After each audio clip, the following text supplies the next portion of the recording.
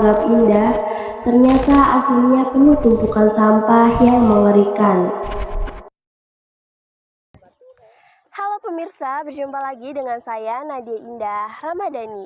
Hari ini saya sedang berada di Pantai Cangkol dan jujur pemandangan di sini jauh dari kata estetis. Sejauh mata memandang, yang kita lihat bukan lagi hamparan pasir putih bersih, melainkan tumpukan sampah yang seolah-olah sudah menjadi bagian dari ekosistem pantai ini.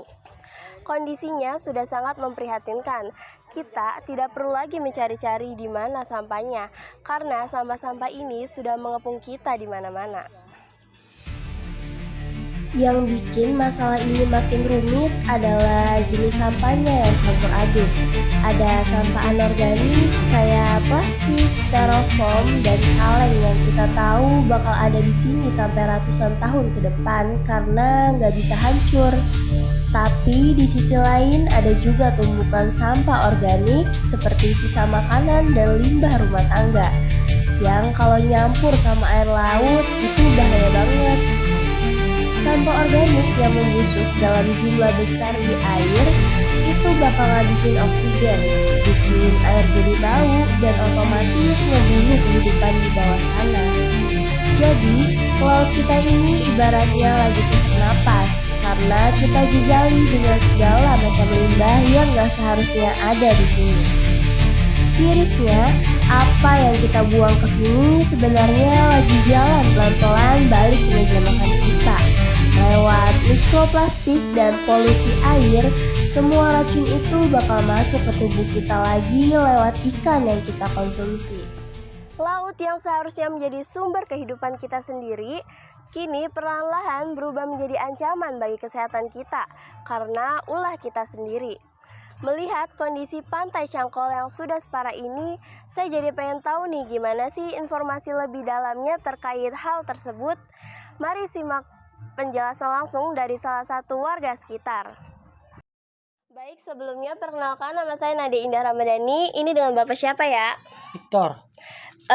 Bapak, siapa sih di sini yang paling sering buang sampah ke laut? Terus jenis sampah apa yang paling sering Bapak lihat tumpuk di pinggiran laut? Ya hampir sebagian warga sini dan lebih banyak melihat itu contoh-contoh kayak plastik. Kalau yang bikin masalah sampah di laut ini susah banget diselesain tuh apa sih? Apa karena di sini tidak disediakan TPS atau ada alasan lain, Pak? Ya benar, tidak disediakan TPS.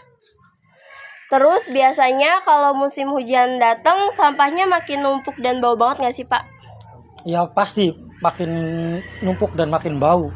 Kalau hal ini nyebabin banjir nggak, Pak? Ya pasti menyebabkan banjir karena di sini kan dekat laut juga dan selokan-selokan itu macet. Kira-kira apa sih yang paling Bapak takutin kalau lautnya tetap kotor kayak sekarang? Ya lebih ditakutkan banyaknya wabah-wabah penyakit untuk anak kecil. Terus kalau Bapak sendiri selama tinggal di sini pernah nggak sih ngalamin gangguan kesehatan gitu? Pernah. Contohnya kayak gimana? Ya kayak model semacam demam berdarah atau apa gitu, itu kan disebabkan dari sampah-sampah kotor juga. Masalah sampah di laut ini ada nggak ya Pak arahan atau bimbingan dari pemerintah setempat? Misalnya ada yang datang buat ngasih tahu cara kelola sampah yang benar? Tidak ada ya, karena di sini juga kan termasuk kayak pelosok-pelosok gitu, jadi jarang ada yang pemerintah yang suka kontrol ke sini. Nah, untuk pertanyaan yang terakhir nih Pak, kira-kira apa sih solusi yang paling ampuh untuk mengurangi sampah di laut ini agar tidak bertambah terus tiap harinya?